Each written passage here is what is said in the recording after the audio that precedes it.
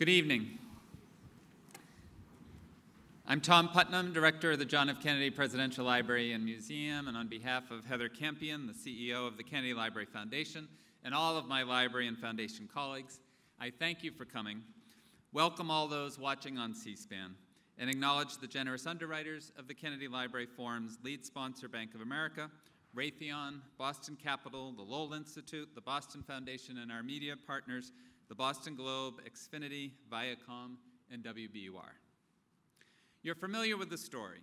It's the late 1950s, a young, attractive presidential candidate, scion to financial fortune, a one-man force field of celebrity, good looks, and charm, fresh off electoral victory in his home state in the Northeast, impatient with the status quo under President Eisenhower, itching to get the country moving again, and encountering his main impediment to the White House in the form of Richard M. Nixon.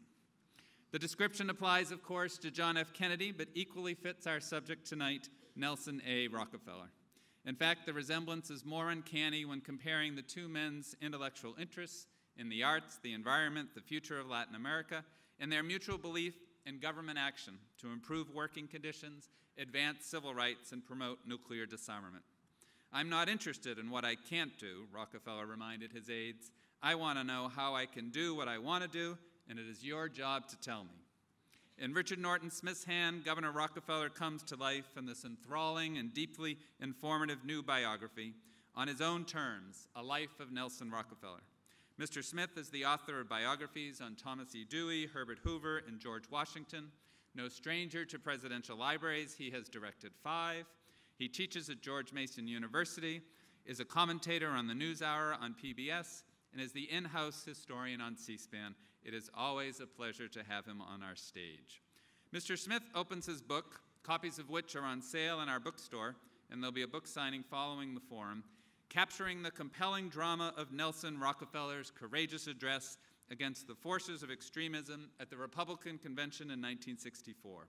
One of our panelists, Larry Rockefeller, Nelson's nephew, was there in the convention hall that evening. Count Basie once introduced his friend Governor Rockefeller as, quote, rich enough to air condition a cotton field.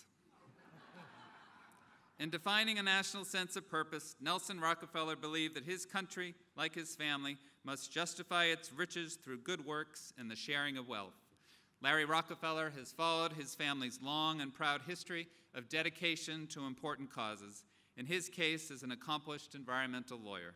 He also lived and worked in Harlem for several years with the VISTA program and served as an Army reservist in the Vietnam era, during which time he was mobilized by the president not for war overseas, but for the great New York postal strike of 1970, finding himself one day personally delivering the mail to the Rockefeller family offices.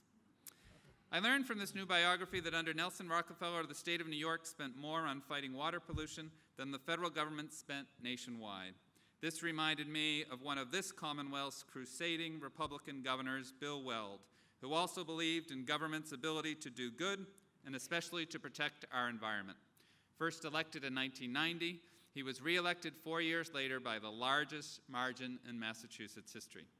Now, since the reference is clean water, I thought it appropriate to remind the audience of Governor Weld's ability to make campaigns fun, as captured by this photo of his impromptu dive into the Charles River during a press conference to tout the state's environmental progress under his watch. It is an honor to have you here with us this evening, Governor. We have dry towels at the ready if the harbor looks enticing on your way out the door. Our moderator this evening is Sam Tanenhaus, writer-at-large for the New York Times, former editor of the Times Book Review, biographer of Whittaker Chambers, and like Richard Norton Smith, a finalist for the Pulitzer Prize. Mr. Tanenhaus admits in a recent interview to certain superstitions, including refusing to watch his favorite football team, the New York Jets, on TV, because whenever he does, they lose. I noticed they next play the Patriots on December 21st. We hope, Mr. Tanenhaus, you'll tune in. A native of Leominster, Massachusetts, Richard Norton Smith attended the GOP convention in 1968 in Miami as, in his words, quote, an annoyingly precocious 14-year-old. His hopes to aid his chosen candidate, Nelson Rockefeller, pull off an upset and garner the presidential nomination were, of course, dashed once again by Richard M. Nixon. These presidential defeats did little to deter Nelson Rockefeller over time, a man Mr. Smith describes as someone who never saw a problem he did not want to resolve or a vacant lot he did not want to build on.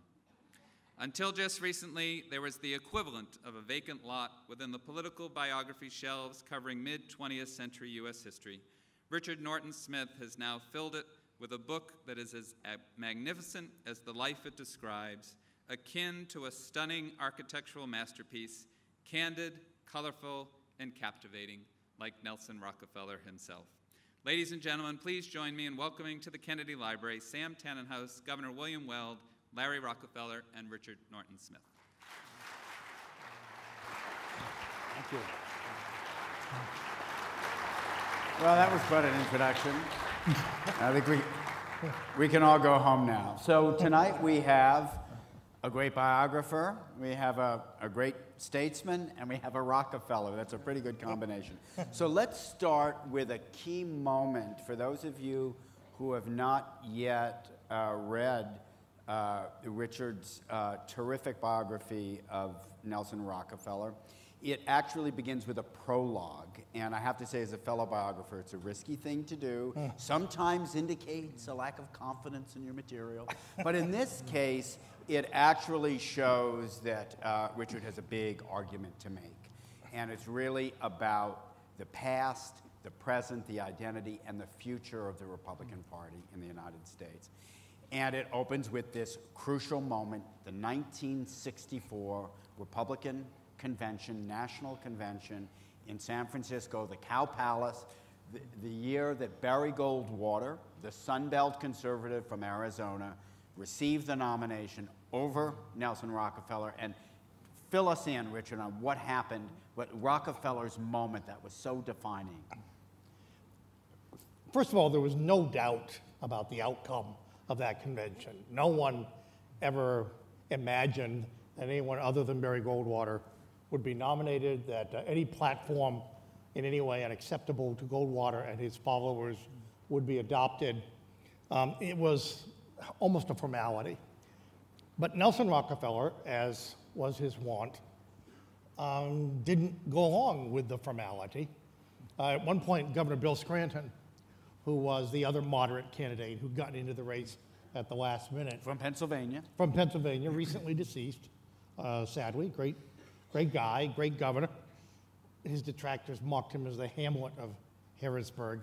But in any event, he decided to run at the last minute because, like Governor Rockefeller, he was appalled by Senator Goldwater's opposition to that year's Civil Rights Bill. That's a large part of the background. Barry Goldwater, to be fair, was no racist. On the contrary, he had been a leader in Arizona in integrating the National Guard and his own family's department stores. But his brand of what I call sagebrush libertarianism took acceptance to the idea of the government, any government, in effect telling private individuals whom you had to associate with or sell to. So the 64 convention is about something. It's about big ideas. It's about a fissure in the Republican Party that goes all the way back to Teddy Roosevelt and William Howard Taft.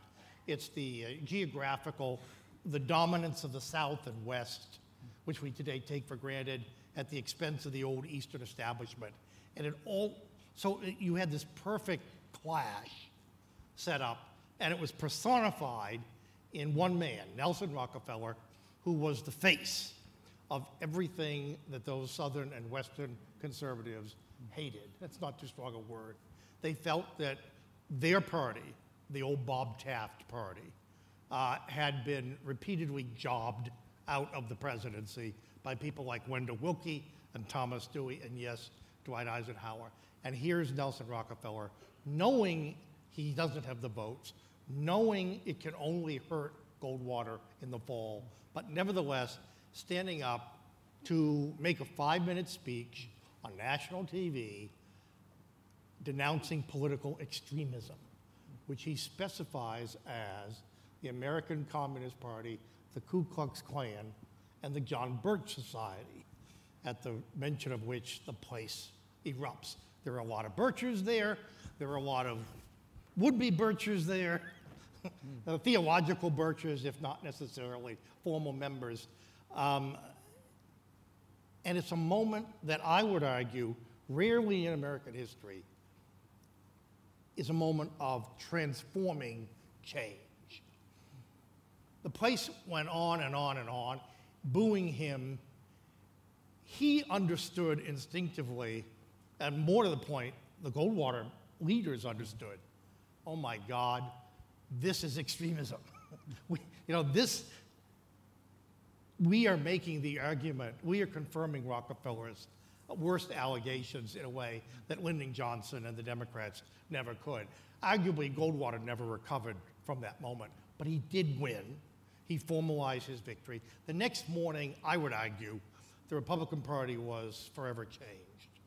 And in many ways, it's almost also a foreshadowing of even the Tea Party movement today. I mean, libertarianism, profound philosophical and emotional antipathy toward government, distrust of government, which in the last 50 years, on the left and on the right, has had no shortage of evidence to back it up. So, Larry Rockefeller, you were there that day, that night, when Nelson Rockefeller spoke. No, I was, and can bear witness it's all true. And I was, having been on the campaign trail, both with the candidate and just on my own. And Now, fill us in. How old were you at that time? Well, I was 19. So you were a college student, going to a little university up around here, is that right? Yeah, well, brother Bill Weld and I were college classmates, in fact, and this was the 60s. Worse than that, we were fraternity mates. Sounds like the establishment to me. Yeah, that's very, all this sounds very establishment. So anyhow, I'd been out there and also in New Hampshire campaigning in Oregon, and there I was at the Cow Palace with my Aunt Happy, huddled for warmth, because this extraordinary scene, which, you know, the television clips don't really convey the volume and animosity and extraordinary anger there. People standing on their chairs and veins bulging, their head, shaking their fists, and you know, so this went on, and so Bruce and Morton said, well, your time's up. But you know, Nelson was not going to budge, and you could just see the hair on the back of his neck. And how far were you from him? Well, we were up in the stands, you know, but we could, you know. You had a direct line, line of vision. No. Did Happy say anything during this? Well, you know, this was so compelling. We were just sort of frozen watching this, and but he was going to say his piece, and they could not get him off of there.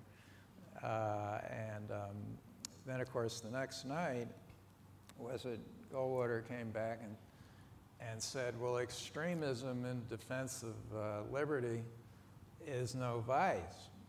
Well, that sort of sealed the deal, only to be topped by LBJ's Daisy ad, where you know, a girl was picking petals off a daisy and that morphed into a countdown to an atomic bomb going off. I mean, it was to drive home the point, you know, extremism is not a good thing to have in the presidency. So that's my observation. I'll have something to say about that. First, I want to ask you both before we go to Governor Weld. Richard, I think you say in the book that Rockefeller loved that confrontation. He said, I'm having the time of my life. Larry, do you remember, too, his being exhilarated by this? Did you speak with him afterward? Either or both of you talk about that. He was a combative guy. Someone close to him said to me, you know, if he'd been born on the Lower East Side, he would have been the best street brawler of anyone. He welcomed a good fight, an intellectual fight, a political fight. And there was something about him, if you look at the YouTube clips, and I urge you all to do so, you can see at some point he gets into the rhythm of this thing. He's taunting them. He understands instinctively that they are playing into his hand and confirming his argument. And you're right, he wasn't going to leave before he got his 5 minutes, but he also wasn't going to leave before he polished off the Goldwater movement for 1964. Now, Larry, did you speak with him afterward? Did you speak with your uncle? Yeah, no, and he was, really... Was he exhilarated by this? Yes, he was, and he felt he'd done the right thing, and he had, and he felt good about that. Well, now we'll go to Governor William Weld, who actually is what's not supposed to have existed after many years ago, a very successful, what we would call moderate, or some would say liberal Republican. Where were you at that moment? 1964. I was a classmate of Larry's, but I was far from the Cow Palace. I think I was probably paying more attention to my duties as a member of the fraternity.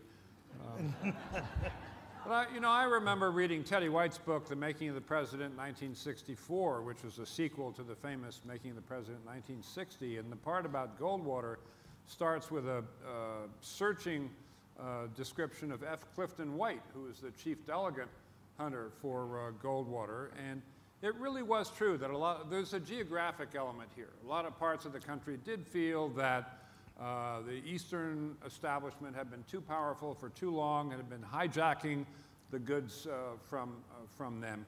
When Bill Clinton nominated me to go to Mexico as ambassador and Senator Jesse Helms sank my ship, it wasn't really because he thought I would be soft on drugs in Mexico. It's because he hated everything that I stood for. And, starting with being pro-choice and pro-gay rights, and worst of all, having gone to Harvard.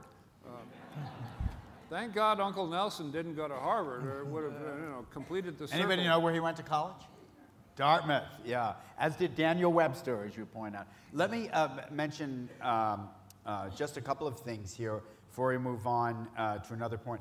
One is, I'm glad Larry brought up Barry Goldwater's famous words, his exhortation when he spoke, when he said, "Let me remind you that extremism in defense of justice is no vice, and moderation in pursuit of justice is no virtue."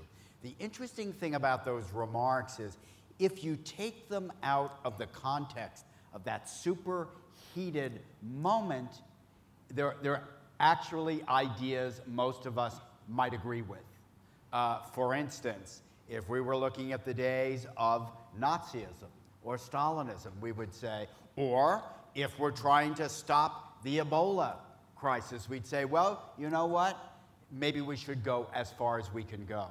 The reason I mention that is I spoke with the author of those words. Does anybody know who it was? It was actually one of the greatest political thinkers of the modern era. It was Harry Jaffa, who was a student of Leo Strauss.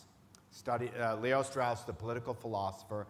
And Harry Jaffa had actually been a liberal Republican, supporter of Charles Percy, who changed his mind in this period when the Republican Party was undergoing a revolution.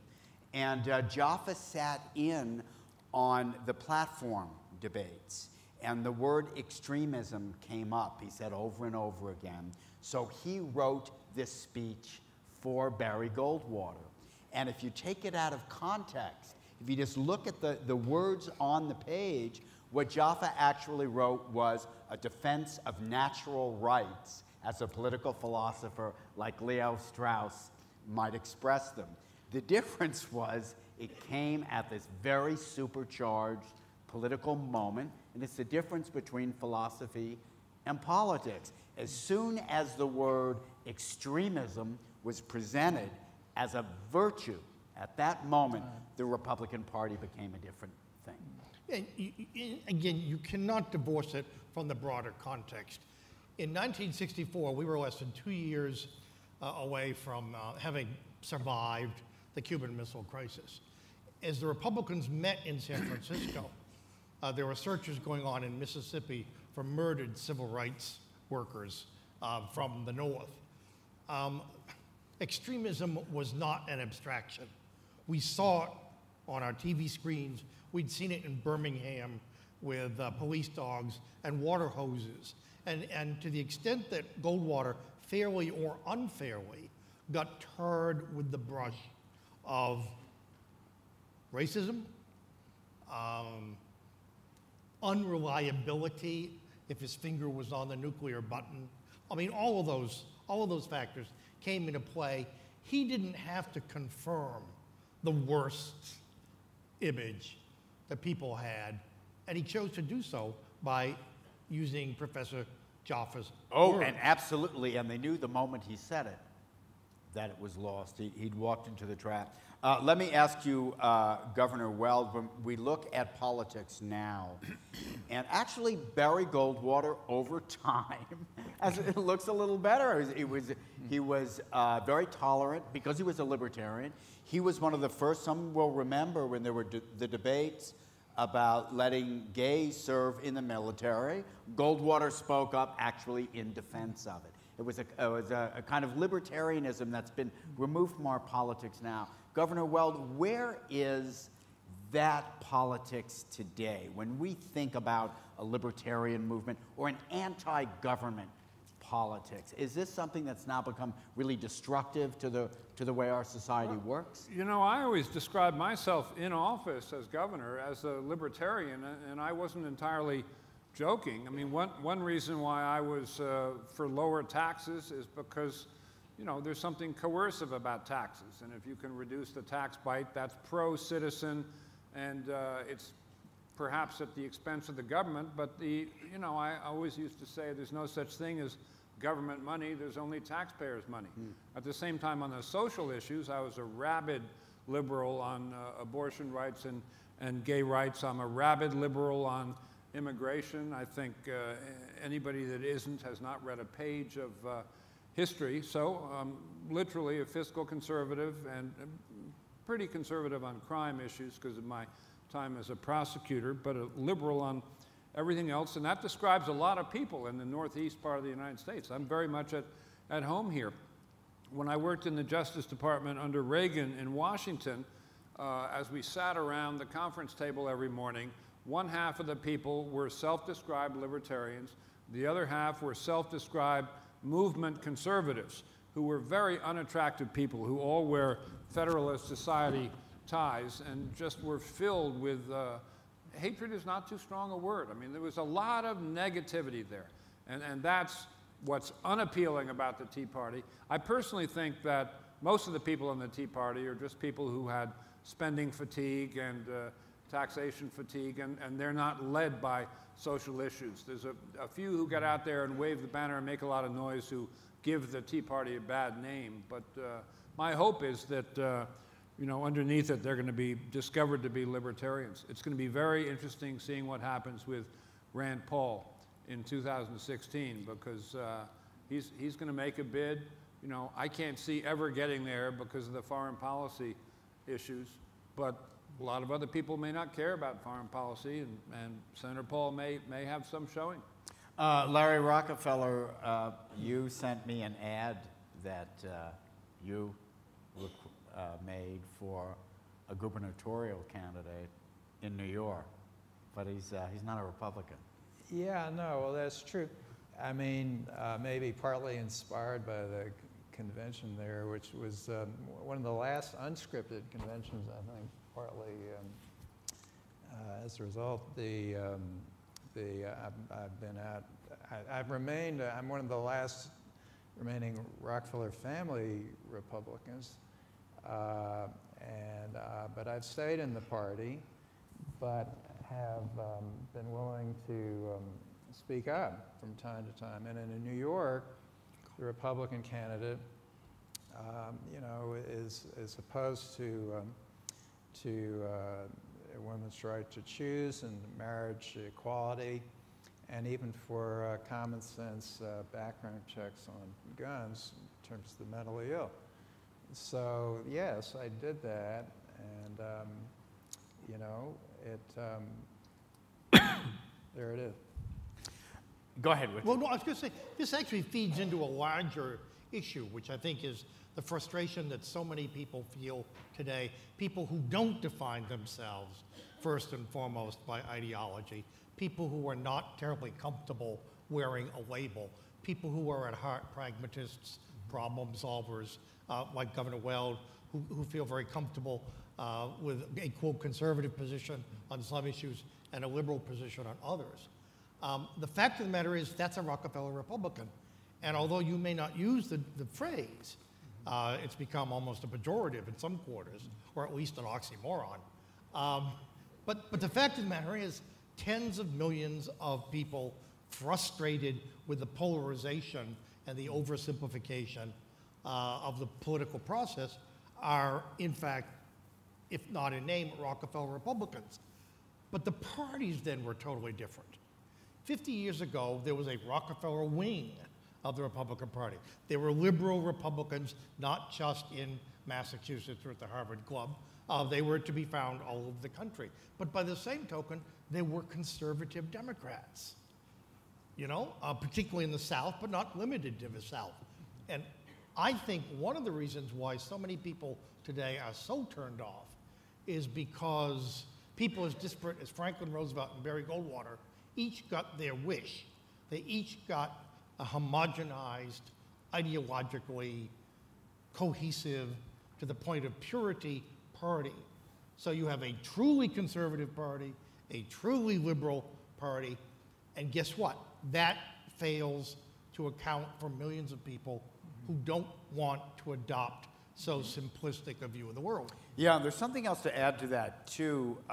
First of all, I think what you're referring to, Richard, is that FDR, Franklin Roosevelt, I think in 1944, said, what this country really needs is a liberal party and a conservative party, because he was being thwarted by Southern Democrats, in the Senate in particular. So he actually thought it would be an advantage if the two parties were more ideologically aligned. Well, guess what? He got what he wished for. We have this moment today.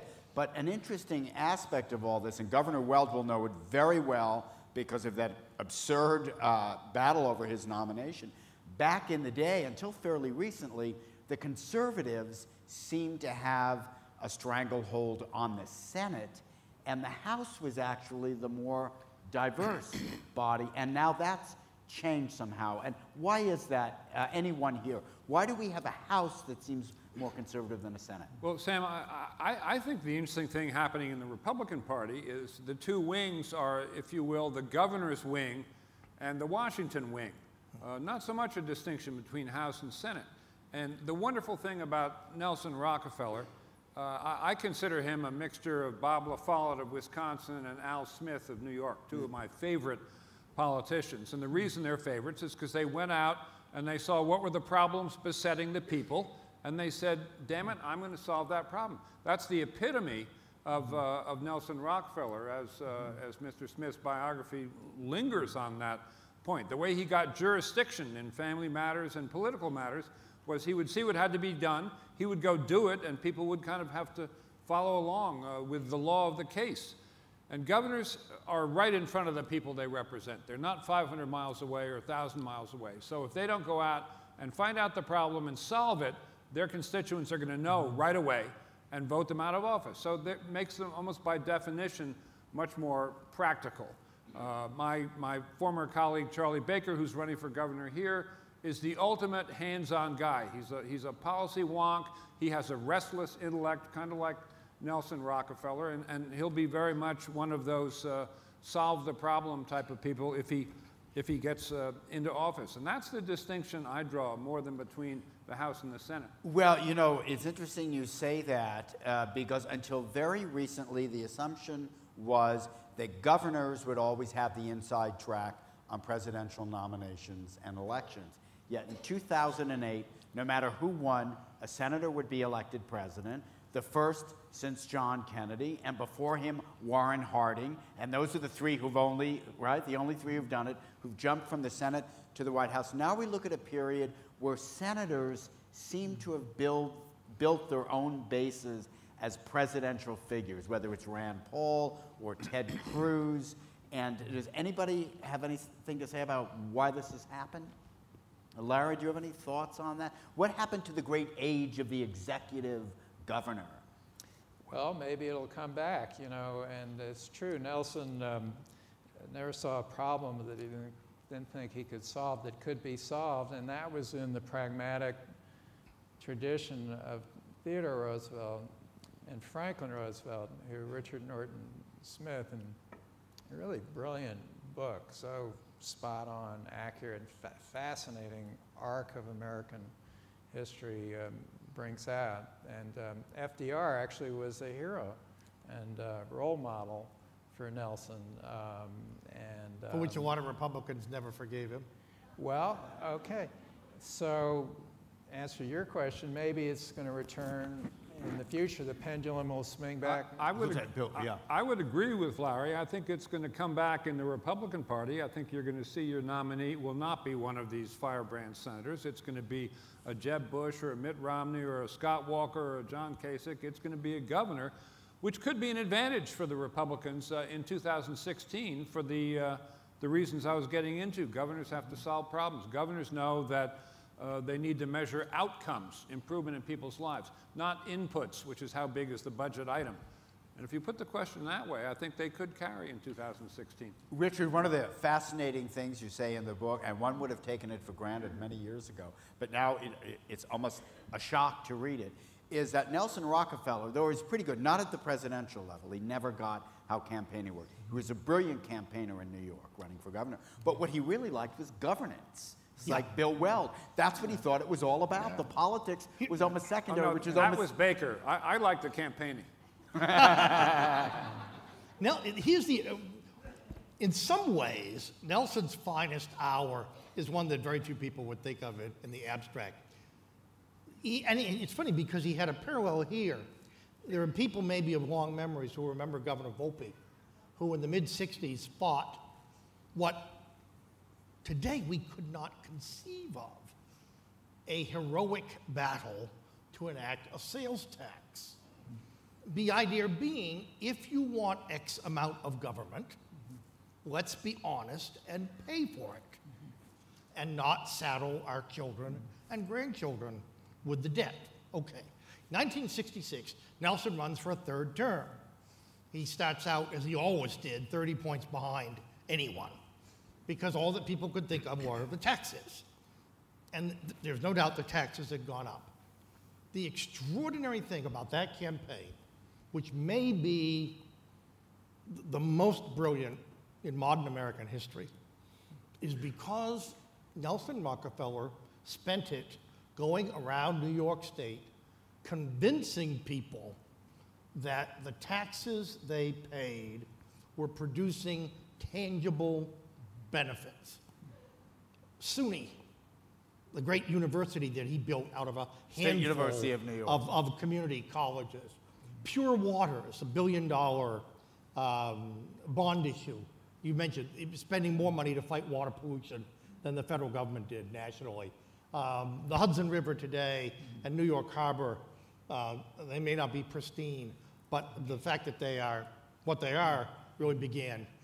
Program after program. Now, it's a different era. You know, it's a Republican version of the Great Society. But it was the kind of governor Nelson Rockefeller would have been. But the point is, the media allowed him the luxury of making a sustained, intellectual, statistic-laden argument. How did they let him, what do you mean they allowed him to do it? You couldn't do it today. First of all your political spin doctors and paid amoral campaign advisors, would tell you all the reasons why. Last night's poll showed you can't talk about this. I mean, how many? And I'm not talking about Massachusetts, but how many campaigns this year are noted for the substance? I mean, how many people are talking about the future? I mean, cable TV, unfortunately, to a large degree, has set the tone of discourse, and we don't mean C-SPAN. C-SPAN is the exception that proves the rule, I'm afraid. The other thing that was brilliant about '66, go online and look at the campaign commercials. Are you sick of campaign commercials? I suspect you're sick of them in part because there's no content, they're predictable, etc. They insult your intelligence. In 1966, Nelson Rockefeller ran a slew of the most clever substantive, argument-advancing commercials. There was the talking fish, who told everyone about how much his life had improved since the governor's water pollution efforts.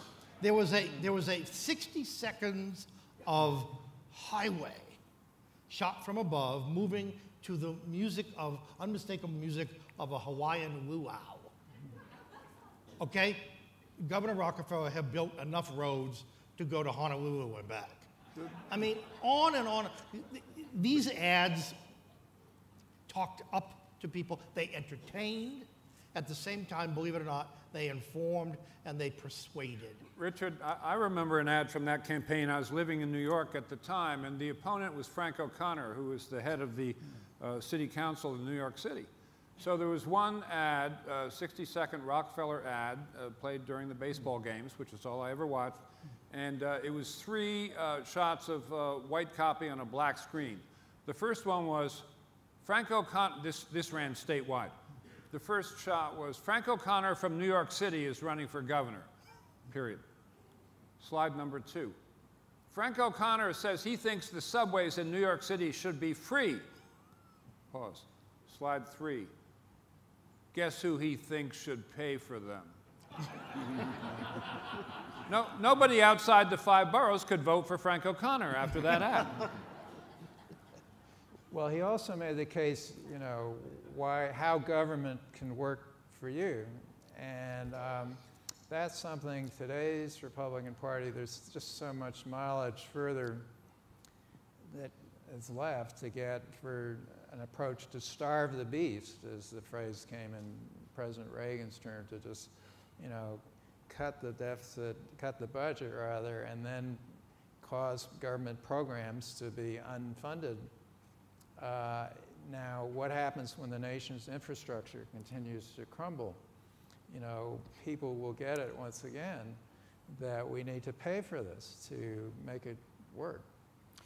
Is there some way in which Nelson Rockefeller, one of the things that's amusing in your book, Richard, is when first Franklin Roosevelt and then Harry Truman tell him, you really ought to be a Democrat. And then he's running for president or thinking of it, and Adlai Stevenson says, Nelson Rockefeller is a great liberal.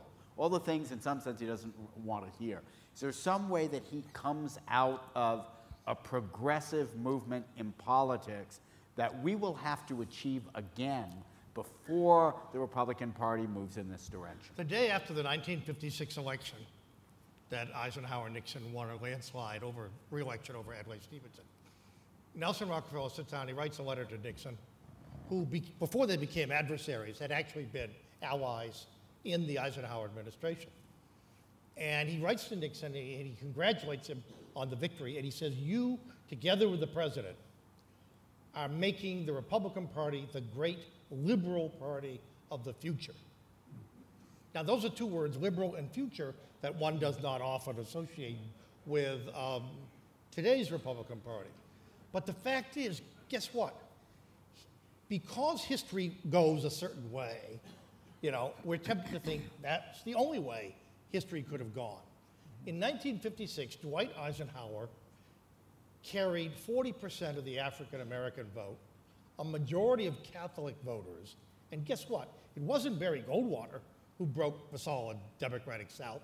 It was Dwight Eisenhower, who that same year carried a majority of Southern electoral votes. That's the history that could have been. Race intervened in a major way. Something as seemingly ordinary as a telephone call from the Kennedy camp to Mrs. Martin Luther King in 1960, at the time that Dr. King had been arrested, expressing their concern, while Nixon remained conspicuously silent. Not as if, which is not to say the Kennedys were so progressive or enlightened on civil rights. In the context of, again, the superheated atmosphere, our own Henry Cabot Lodge, whom Nixon put on his ticket that year, and who, with all due respect, may be the only demonstrable example of a modern vice presidential candidate who wound up costing his ticket votes. But for the good reason. He went up to Harlem and he promised that there would be an African American in the cabinet if Richard Nixon became president, which immediately threw the Nixon campaign into a tailspin, which was symptomatic of their problem. The Republican platform in 1960 contained the strongest civil rights plank in the history of the party. But guess what? Richard Nixon went to Atlanta and 125,000 people turned out. He could taste Republican victory in the South. And in the end, he couldn't decide whether he wanted to be Henry Cabot Lodge or Strom Thurmond. Well, to some extent, he tried to be both. He put through the first affirmative action policies of government, and then he tried to appoint segregationists to the Supreme Court when he became president. Governor Weld, let's talk a little bit about the future. What does the Republican Party look like to you now? How similar or different does it seem the party that you were a major figure in? Well, if the governor's wing gets into the ascendant, as I was predicting, I think I may be getting old. You know, I've done 2 events with Governor Dukakis in the last week, so I may be coming around to this view, as you were saying about, and Larry was saying, about what government can do for you. Michael Dukakis and I were meeting with a group to support the Boston Harbor Islands because we think we've doubled, you know, the usable area of the city of Boston. That came in part because of the Big Dig, creating the walk to the sea and knocking down the barriers to the Boston Harbor. Until we did that in the Big Dig, nobody knew the Boston Harbor Islands were there, and it was not a source of recreation.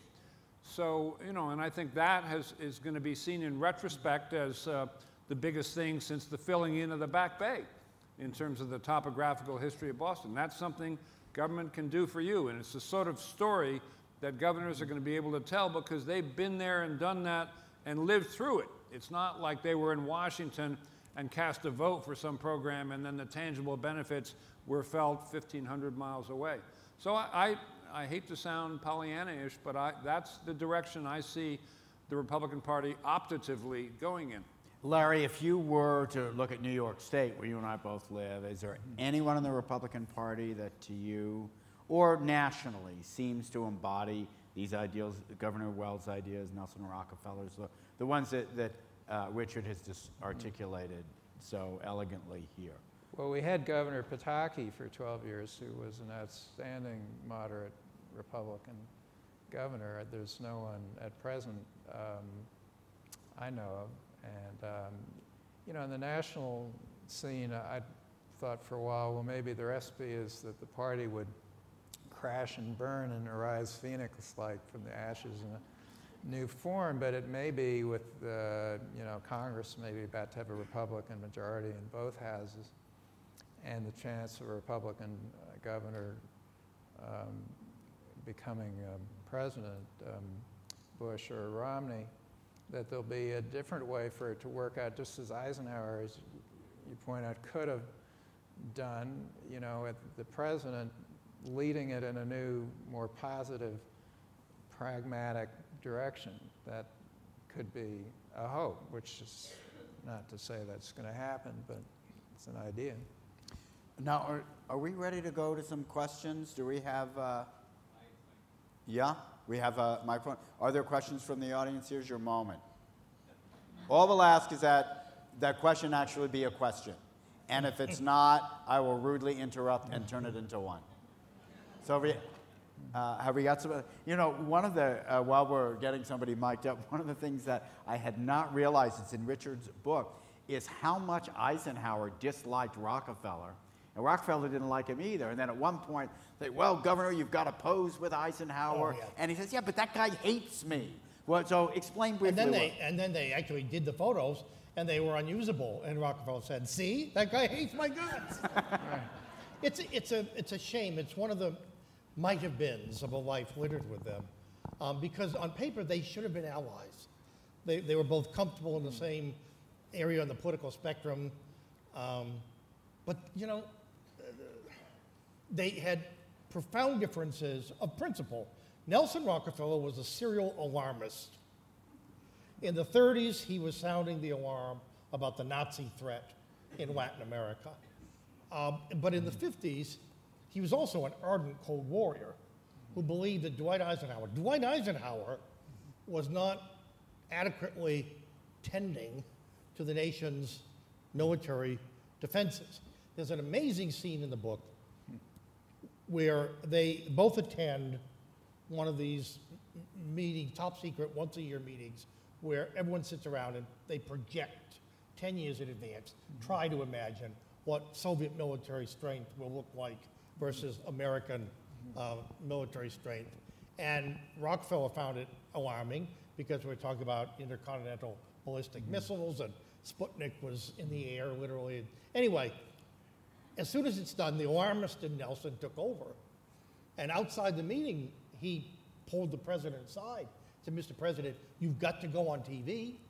You've got to use the bully pulpit. You have to, in effect, spend your immense credibility and prestige as the man who won World War II and tell the American people how much sacrifice they're going to have to accept for years to come. You know, this kind of quasi-Churchillian message. And Eisenhower looks at me and says, why do I always have to be the one to bring the bad news to the people? Well, we have a question right here. Oh, well, I was just going to add, here we are at the JFK Library. JFK, another personal hero of mine, and he picked up on Nelson Rockefeller's commission's recommendations about the missile gap, ran with it. The two of them actually could have been running against each other had things worked out differently. Right, for those of you who don't remember, John F. Kennedy ran to the right of Richard Nixon on communism in 1960. Yes, sir. It's a double-barreled question for Governor Weld. The first barrel is that I have probably a handful of friends that I can tolerate who describe themselves as libertarian, but none of them has ever been able to describe to me how being a libertarian is consistent with being interested in being in government. So that's the first question. The second question is on your remark that paying taxes is somehow coercive.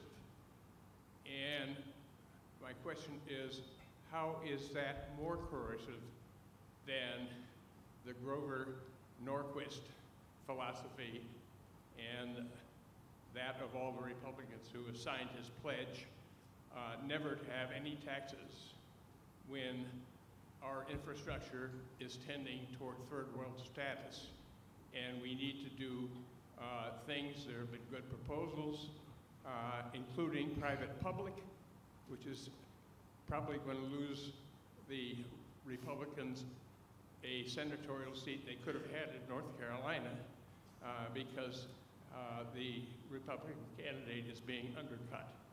So how is refusing to raise a tax less coercive on the population? Yeah, I got it. On the first barrel, you know, I think one of my favorite political philosophers was a guy named Louis Hartz, who is a Harvard professor. He wrote a book called The Founding of New Societies, and he's talking about what's the essence of democracy. And he said, the essence of democracy is that the individual shall not be thrust in a corner. And that summons up all kinds of things about, you know, minority rights and majority rule. But I really do agree with him. And when I see the full force of government power being brought to bear to thrust an individual into a corner, it just really gets my goat.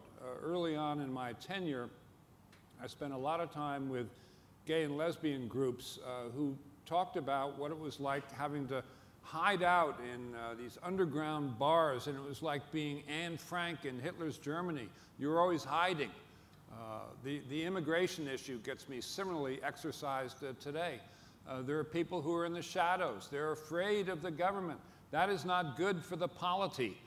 If for no other reason than prudential reasons, I think we need to vastly liberalize our immigration system. So those are all things that I was interested in getting into government to do. On the so-called conservative side, Proudhon, the French anarchist, as you may recall, declared that property is theft. And you know, in one waggish moment, I turned that around and said that actually coercive taxation is theft. It's not theft because we've elected the government, so the consent of the government is a defense to that charge. But in law school and thereafter, I was quite a voracious reader of Friedrich Hayek, who wrote The Road to Serfdom. And there is, you know, if we're not careful, we won't have all these wonderful freedoms that we have. So that's why a libertarian could want to be close to or engaged in government. Yeah, I'd add a couple of things to that. One is that if you just go back to the origins of the Republic, and excellent historians and political writers like Gary Wills have written about this in his book, A Necessary Evil. There has always in America been a suspicion of a powerful government. It's one reason the country was formed, as a kind of anti-colonialism and anti-monarchism. Jefferson, you know, called his enemies monocrats, then was called one himself. That's a long strain in our culture, not just our politics. And I think sometimes there's a tendency to think that what we hear of labeled, or what we hear labeled as libertarianism, is something really alien to the higher values in the society, when it's not necessarily. So if either of you would like to comment on that, amplifying what Governor Weld said, that'd be great. Well, something as simple as the 10th Amendment to the Constitution, which basically reserves to the states all powers not expressly enumerated to the federal government. And there's no doubt that those who wrote the Constitution, and indeed it's doubtful it ever would have been ratified, but for the expectation that George Washington, a man who had already voluntarily walked away from the crown, someone who could be entrusted to limit his own personal use or abuse of power, would be there to interpret it and give it legitimacy. But there's no doubt that the prevailing arguments in Philadelphia saw a constitution as a means of limiting government, defining limits, and protecting liberty, however defined.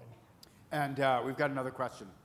Could I ask the speakers to comment on the end of the fairness doctrine, the rise of British-style advocacy journalism in this country, and the effect on the polarity in the parties? Great question. Who wants to go first? Well, I think that's known as the Fox effect, and it's been, you know, corrosive and pervasive at the same time as competing views are out there. It would help if we all weren't in our sort of informational silos, so we only hear the voice we want to hear. Governor Weld, any thoughts about that? Well, I avoid these problems by watching very little television except for sports. So I'm unscarred by the fairness doctrine. And also as a libertarian, my view is, you know, so there's a lot of rubbish on TV, so what? It's the playoffs, let them play, you know. Governor Weld, where are you on Citizens United, on the decision that the court made? Do you come down anywhere? The one that lifted, that essentially overturned the McCain-Feingold no, I think campaign spending? I think it's been mischievous. You think the decision was mischievous? Yeah. It's I mean, funny. it's had real impact. You know, there are a number of movements in various states, including Vermont, to have a constitutional convention. And I'm going to talk to somebody tomorrow, Larry Lessig at Harvard, who thinks that's been, you know, the single most poisonous aspect of our democracy is the influx of huge campaign spending. Nelson Rockefeller would have disagreed. All that money he had. Well, go ahead. The Constitutional Convention is fascinating because I think you've seen a professor who's written 100 years ago, there was, at the height of the progressive era, a bottleneck, a sense of frustration that special interests controlled the United States Senate, one of them being Nelson Aldrich of Rhode Island, for whom Governor Rockefeller was named. And the answer to this was popular election of United States senators. Right, everybody gets that. Before that, senators were chosen by state legislatures. which were eminently purchasable by the economic powers that be. Well, needless to say, the Senate has to approve a constitutional amendment. And there was very little chance the Senate, as presently constituted, was going to, in effect, sign its own death warrant by approving this. So what happened was a grassroots, spontaneous national movement arose to call a constitutional convention specifically about this issue, and they got to within one state, and then the Senate blinked. But that's what it took to break the political logjam 100 years ago. For the super geeks in the audience, and some of you will know this, some will get to your question, Article 5 of the Constitution says there are actually two ways to change the Constitution. One is if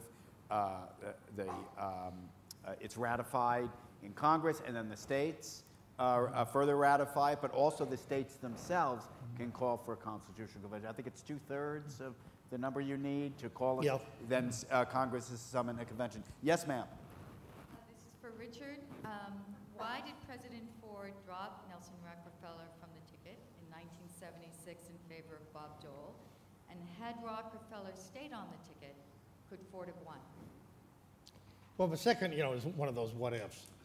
I personally am doubtful. By that point, remember, this was Nelson Rockefeller post-Attica. Nelson Rockefeller. Explain Attica. Yeah, Attica in 1971, a prison uprising that was put down badly. And over the years, unfortunately, people have conflated the horrible conditions in the prison, his refusal to go and negotiate on TV with outside observers who were, in fact, anything but observing. And then, of course, the way that the retaking of the prison was botched. And all of that came together, and basically, he was blamed, and it's what many people in New York yeah, remember and most about. it's much more complicated than that. But in any event, I think his political appeal, even in New York, 15 years. Can you imagine being governor? Governor Weld, can you imagine being governor of any, major industrial complex entity for 15 years? Not even 8, now that I think about it. Well, the reason why he dropped him, which, by the way, he very publicly confessed to having been the one instance, he said, of cowardice in his political life, and he greatly regretted it. The Ford people had badly underestimated, first of all, Governor Reagan's determination to run, and secondly, the appeal that he was going to have. The early campaign was going badly. They went through several campaign managers. They weren't raising money. This has been Reagan Challenging Ford in 1975, 76. It is fair to say that Donald Rumsfeld and Nelson Rockefeller were put on the planet to piss each other off. and each succeeded admirably. And there was another guy involved in that too. Right? Yes, Richard Caney. Governor Rockefeller would, I am told by people who were there, in the morning, he had a sense of humor. In the morning, he would walk by Rumsfeld's office, open the door, stick his head in, and shout, "Rummy, you're never going to be vice president," knowing or believing that that's exactly what Rumsfeld hoped in 1976. Rumsfeld was only one of a number of Ford intimates who convinced the president that unless he dumped Nelson from the ticket, that they could very well lose the nomination to Reagan. And I think there's a very good chance that they were right. How many of you remember that challenge by Reagan? He came very close to unseating. And Rockefeller played the ultimate good soldier. Ironically, in the end, Ford was nominated with votes that Rockefeller supplied, both in New York State, Pennsylvania, and to a lesser degree in Connecticut. Publicly, he was the ultimate good soldier. Privately, the only time I could find that he gave vent to frustration was when Charles Mathias, liberal Republican senator from Maryland, called him the day after this was announced to commiserate. And in the midst of his condolences, Rockefeller cut him off and said, as Matthias recalled it, "Oh, who would want to hang around with these shits anyway?"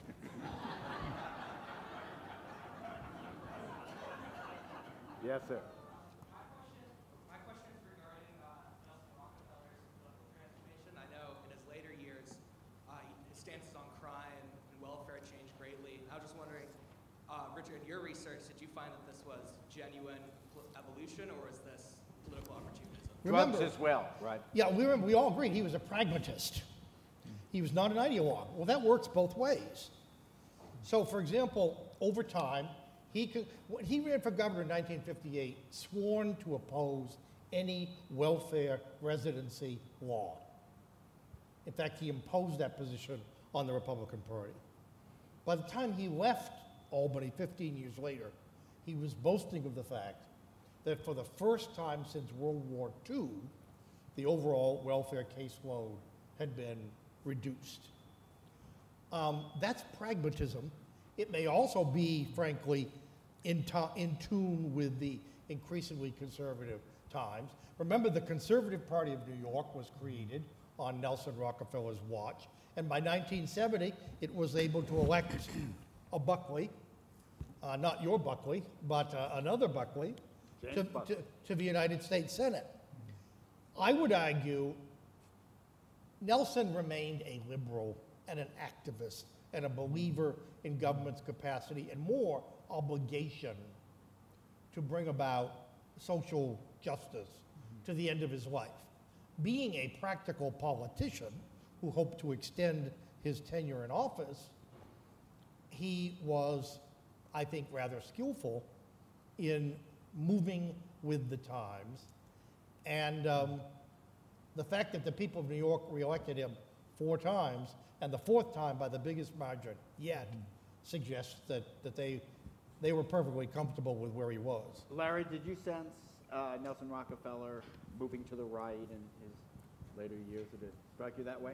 Well, probably so, but I just want to at some point here say, had he become president, I think he would have been a terrific president. And I say that not just as a proud nephew, but you all decide. And Richard Norton Smith's magnificent book just sets it all out. And it's a fascinating saga, and I recommend it to you.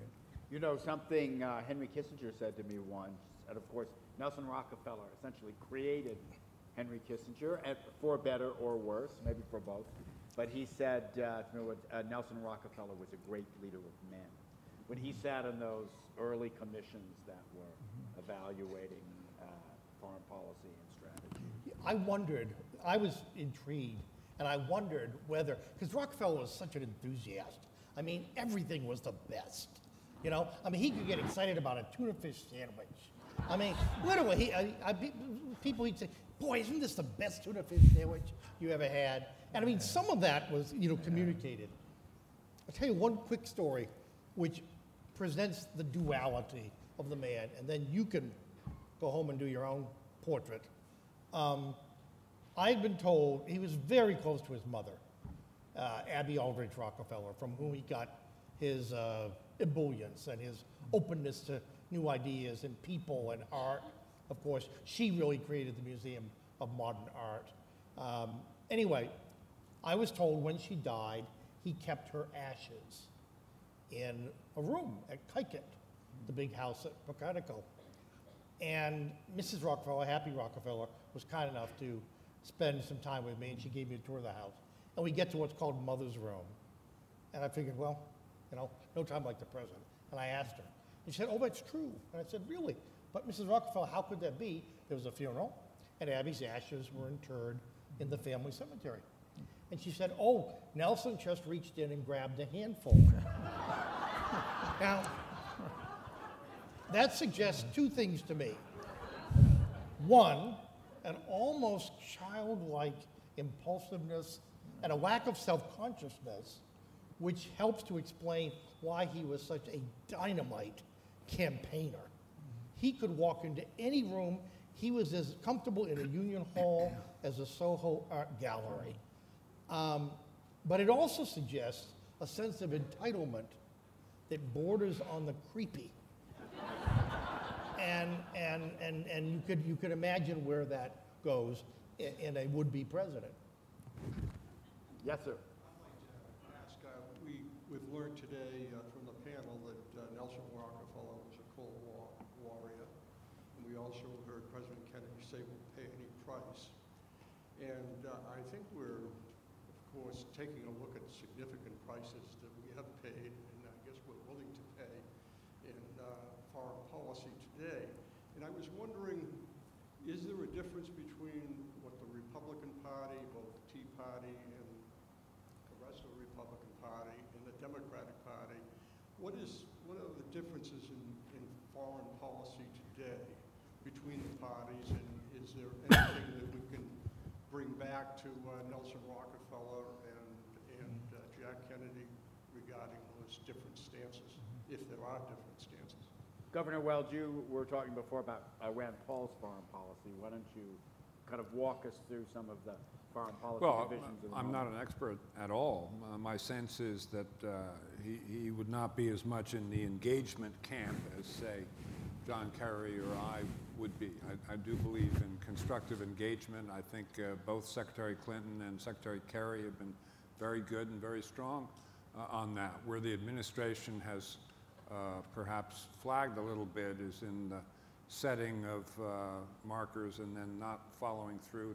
That runs like a virus through the community of international opinion. I spent a reasonable amount of time the last few years in the Middle East, and the Arab countries over there just watch like a hawk everything that the United States does, and every time that the United States doesn't follow through on something it says it's going to do, they just go wild. I mean, the same is true in little countries like Albania and Mongolia. I spent 2 months in Mongolia a couple of years ago in connection with some business mining enterprises. But the whole world watches every time the President of the United States lifts an eyebrow. That's about as much as I have there. Well, here's a question for all three of you then. Have we entered a moment where the United States doesn't have the kind of global authority it did? You know, it's striking to read in your book, Richard, that I think in 1959, I think you said there was a poll that showed 7 out of 10 Americans expected an imminent nuclear attack. As a result of which, Nelson Rockefeller, the great filler of holes, wanted to build fallout shelters all over America. And there was a kind of high anxiety, but at the same time, confidence in American power, the kind of thing Governor Weld is talking about. Do we no longer just bestride the globe in the way we did and what we now sort of nostalgically call the American century, that period after World War II through the end of the Cold War? Either one. Anybody comment on that one? Well, we were hurt by Syria, you know, and I don't think President Obama wants to bestride the earth like a colossus, you know, a lot of other people I think are so sickened by what's going on around the globe that they're moving away from constructive engagement, which I think is a bad development. Have we lost some of the authority to engage the way we once could? Richard? Well, it depends on how you mean engagement. If you mean sending in the Marines, it's questionable the authority aside from national interest. You know, I think we're in a murky twilight period when there are cross currents at work. People are war weary. There's no doubt about that. People question the validity of the wars in Iraq and Afghanistan, and at the same time, call it nostalgia, call it patriotism, call it principled engagement, whatever you call it, there are many Americans who expect a president to be bolder, more assertive, just to be in the bully pulpit perhaps more, explaining the situation if nothing else. I think one of the surprising things to many of us who, quite frankly, admire the president and particularly admire President Obama and his intellect and his willingness. I make a prediction. Historians should never make predictions. It's hard enough to understand the past without predicting the future. But I think history will be kinder to this president than we are today, in part because with the passage of time and the fact that the next administration, whoever it is, will have to deal with the same issues. No longer will Obama, in effect, be judged against himself, but just as George W. Bush has come to look better. Anyway, well, look at the poll numbers, okay? But the fact is, it's not what we expect of the presidency. Plus, there's also a totally different media market. The bully pulpit is a thing of the past. If you mean Teddy Roosevelt, Arthur Schlesinger, FDR, JFK, in 1970, Richard Nixon's White House could call 3 men in towers in New York that afternoon and have an audience of 70 million people that night. And Richard Nixon could speak about Vietnam at a time of real popular anxiety, and he could move the numbers. He could move them 10 or 12 points in whatever direction he wanted. That is gone. And yet it was his vice president, Spiro Agnew, who made the case that the networks were biased against him, or prejudiced. Which was a very politically shrewd, if factually questionable case. We have one last question. So this is going to be the best question yet, right? I hope so. My question is, apart from President Eisenhower, what did Nelson Rockefeller think of other presidents that he encountered, and what did each of them think of him? One thing, one reason why it took me 14 years to write this book was it took that long to get through Nelson's outer defenses. It went beyond compartmentalizing his life. He liked to quote his father, who said, "Never show more surface than needed." And his own daughter, Mary, had been quoted as saying to someone, "I wish we," referring to the family, "knew him as well as the voters of New York." Well, the voters of New York only knew what he wanted them to know. Why did he keep flirting with running for president in 1960 and 68 and not do it? He did get in after getting out in 68. Why did he not go to Attica? This activist who inserted himself into every imaginable situation. And I found a quote about 12 years into this project from an oral history he did. At one point, he was in hock to his trust for $10 million. And so he decided he would write a memoir, make some cash. He didn't write the book, but he did over 500 pages of oral history. The first person to have access to it. And in it, there's a sentence buried which comes closer than anything else, I think, to getting to this mystery. And he said, something to the effect, too good to ruin, but he said that whenever I found myself in a position where I was uncomfortable and not in control, then I was perfectly willing to pull back until such time as I felt I could be in control. That, it seems to me, humanizes Nelson Rockefeller more than anything he said. It suggests vulnerabilities in the man that were at least the equal of his soaring ambition. But it also raises some real questions about what kind of candidate or president he would have been. Why? Nelson Rockefeller never got over Franklin Roosevelt. There was a warmly inscribed picture of FDR in his office. He told someone he was a very great man, and he explained how he understood, as Roosevelt had understood, you have to give people hope. In a democratic capitalist system, there are inequities. You have to be willing, in a proactive way, to identify and address those inequities. You have to be a reformer to prevent revolution. That's the message he took. That's the heart of Rockefeller republicanism. But beyond that, he wasn't running against John Kennedy or Richard Nixon. He was running against the ghost of Franklin Roosevelt. And his closest political advisor, a man named George Hinman, once explained it was FDR who was the president. He could never quite imagine himself, for all of his apparent self-confidence, for all of his enthusiasm, for all of his resources and talent and accomplishment, there was something in him that held back from not identifying with FDR, but in effect, equalizing himself with FDR. Well, after hearing that, how could you not want to read Richard Norton Smith's biography of Nelson Rockefeller? Thank you all. Thank everyone in the audience as well.